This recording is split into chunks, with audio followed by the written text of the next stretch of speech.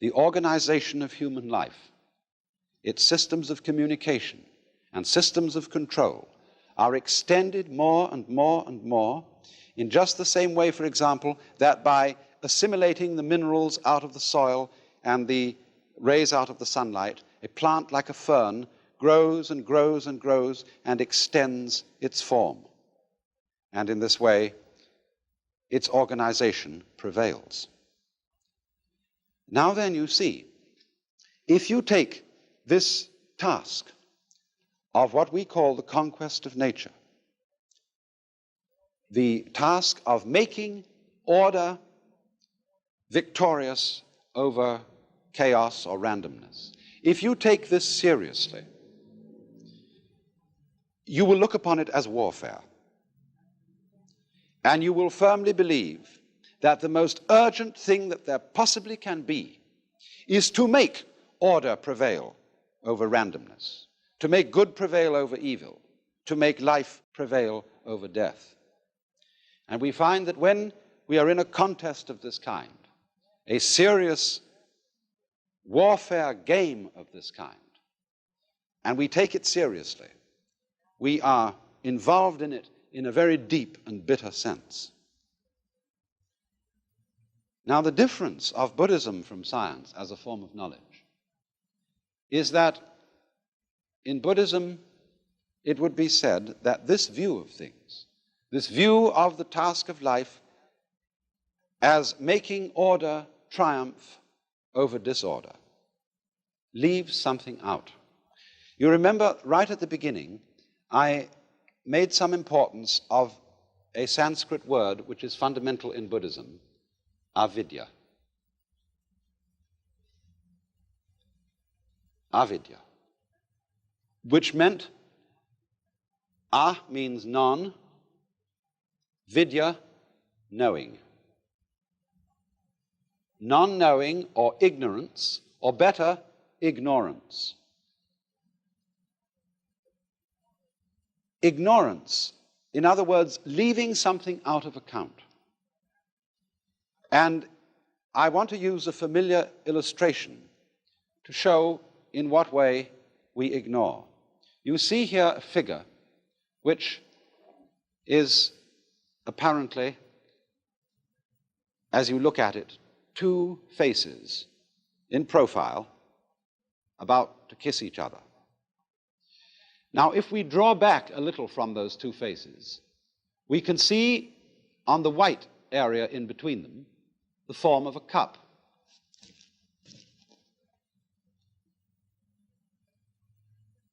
But the interesting thing about this is that as you look at it, you will either be able to see the form of the cup or the form of the two faces in profile, as it were, about to kiss each other.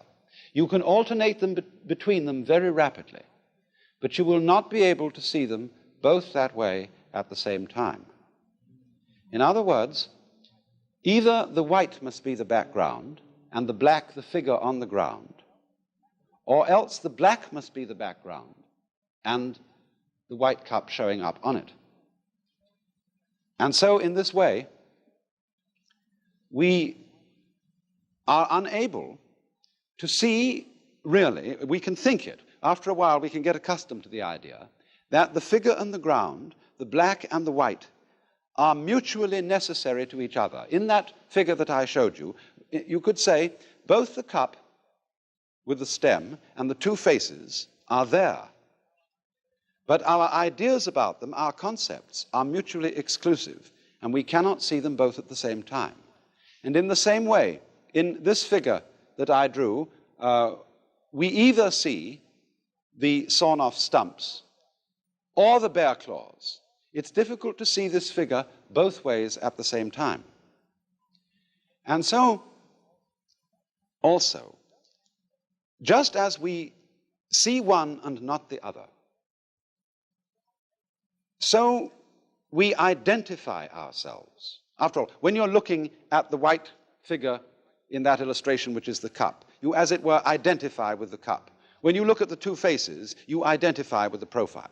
So in the same way, when we experience the world around us, we identify with the subject, the knower.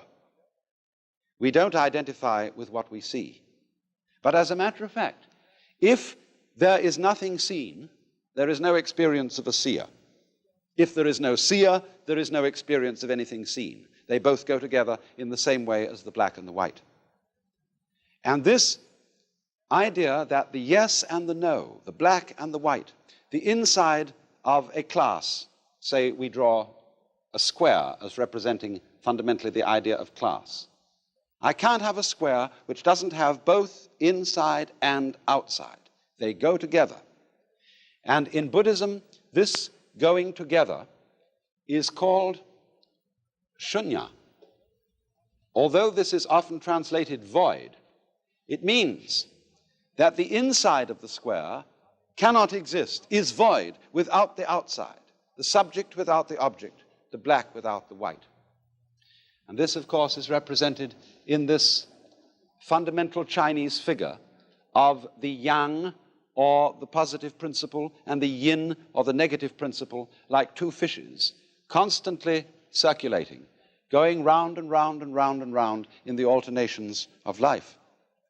Now, the question is, are these two fishes involved in a fight?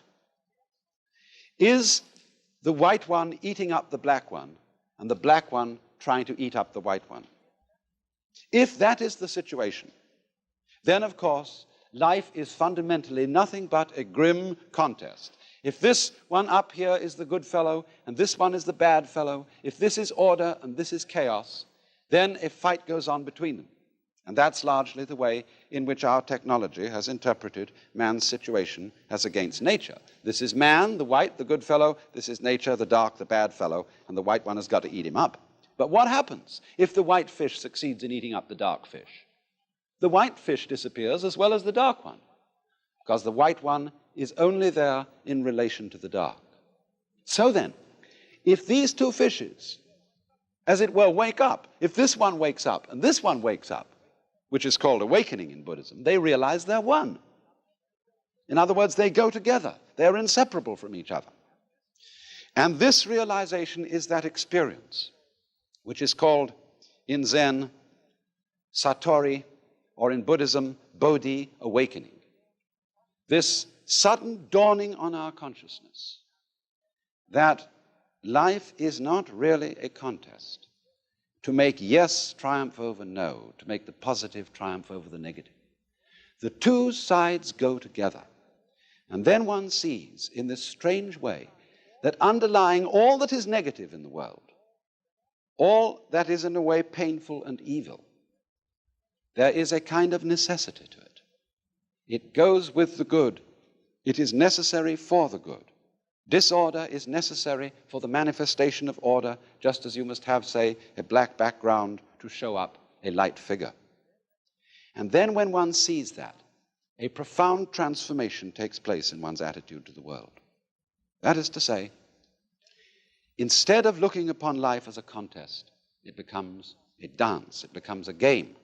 One doesn't withdraw from it, one doesn't stop living, but one goes into the game so that these revolving fishes are no longer trying to eat each other, but they're just going around dancing, having the biggest fun in the world. So then, must we have fixed in our minds the idea that all the forms and patterns of nature are simply methods of attack or defense, that they're devices for camouflage,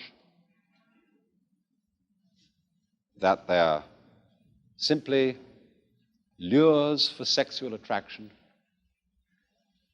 or other utilitarian purposes? Or can we see in them a dance, a joyous cosmology?